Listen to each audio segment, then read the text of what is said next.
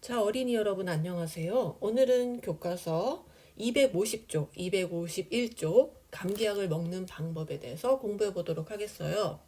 먼저 선생님과 함께 본문을 읽어볼 텐데요. 제목은 감기약을 먹는 방법이고요. 그리고 몇 문단으로 이루어져 있나 한번 같이 보겠습니다. 먼저 첫 번째 1문단, 2문단, 3문단, 4문단, 5문단, 6문단. 6문단으로 이루어져 있고 각 문단의 길이가 다 짧네요. 자, 그럼 첫 번째 문단의 내용 한번 살펴볼까요? 날이 추워지면 감기에 걸리는 사람이 많아집니다. 몸을 따뜻하게 하고 푹 쉬면 금방 낫는 경우도 있지만 감기 때문에 많이 아플 때에는 감기약을 먹어야 합니다. 어떻게 감기약을 먹어야 좋을까요? 자, 여기 총 3문장이 있어요. 첫 번째 문장, 두 번째 문장, 세 번째 문장. 자, 이 세 번째 문장에서 가장 중요한 문장은 어떤 문장이라고 생각하나요? 제목을 한번 보세요. 그럼 힌트가 나오죠?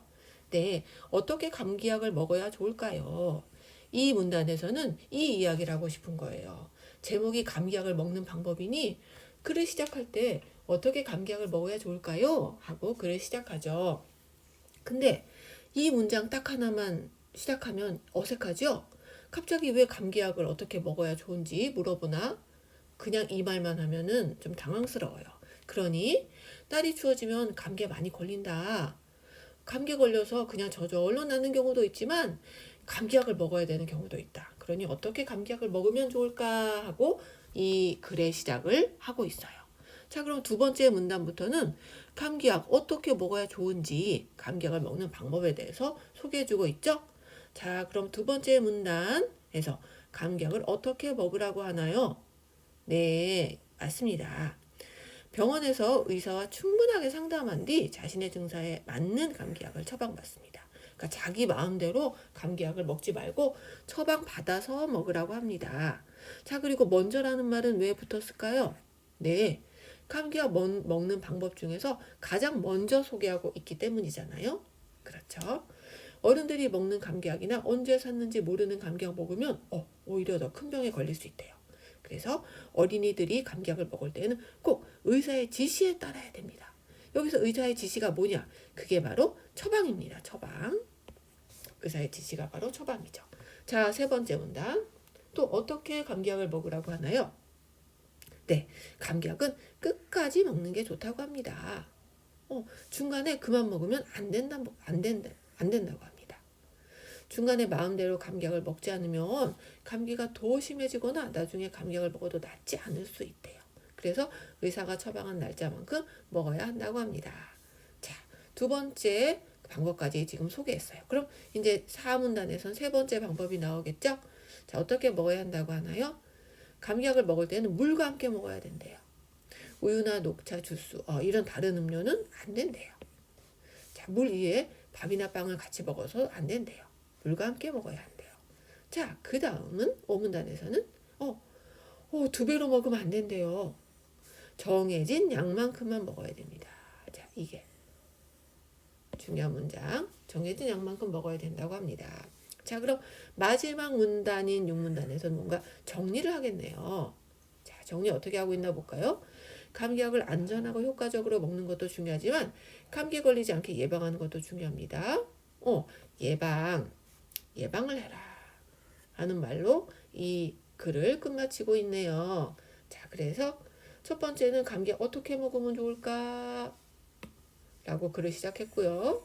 그리고 두 번째, 세 번째, 네 번째, 다섯 번째는 감기약 먹는 방법에 대해서 설명해 주었고요. 여섯 번째는 감기약 먹는 것도 좋지만 예방을 해라 라는 걸로 글을 마치고 있습니다. 감기약을 먹는 방법을 우리가 같이 읽어봤으니 감기약을 먹는 방법을 간추려 보도록 하겠어요. 자, 어떻게 감기약을 먹어야 되나? 네, 이 문단에서 나온 내용 바로 여기 있습니다. 병원에서 의사와 상담한 뒤, 즉 처방받은 약을 먹는다 였습니다. 이게 이 문단에 나왔던 거고 그 밑에 3, 4, 5문단에 나왔던 것 하나씩 그 중심 내용 적어주면 됩니다. 자, 여기선 감기약은 끝까지 먹는 게 좋다고 하죠. 중간에 나왔다고 안 먹으면 안 된대요.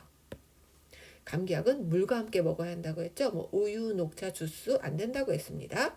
그 다음 감기약을 먹는 시간을 놓쳤다고 2배로 먹으면 안 된다. 즉 정해진 양만 먹어야 된다.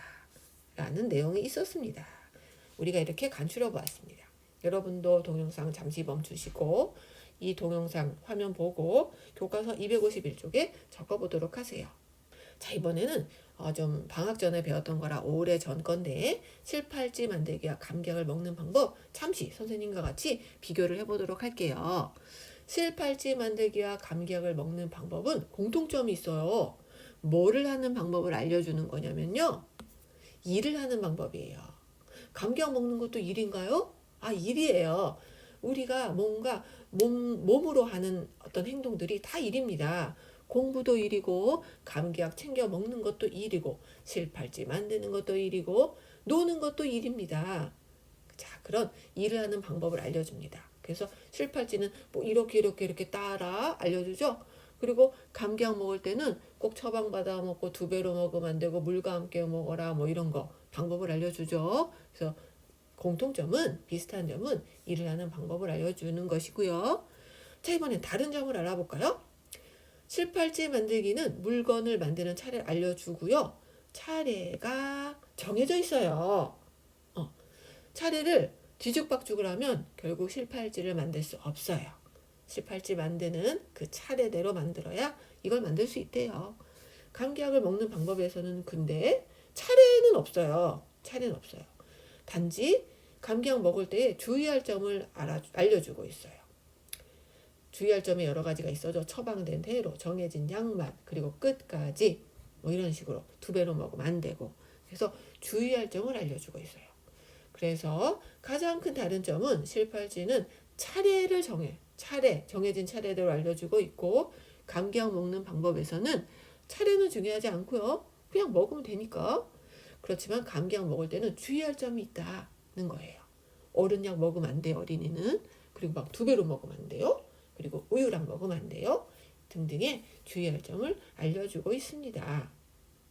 자, 그러면 여러분 251쪽에 이 부분 알맞은 답으로 채워 넣었죠? 잘했어요. 자, 여러분 오늘 국어 공부도 잘 하셨습니다.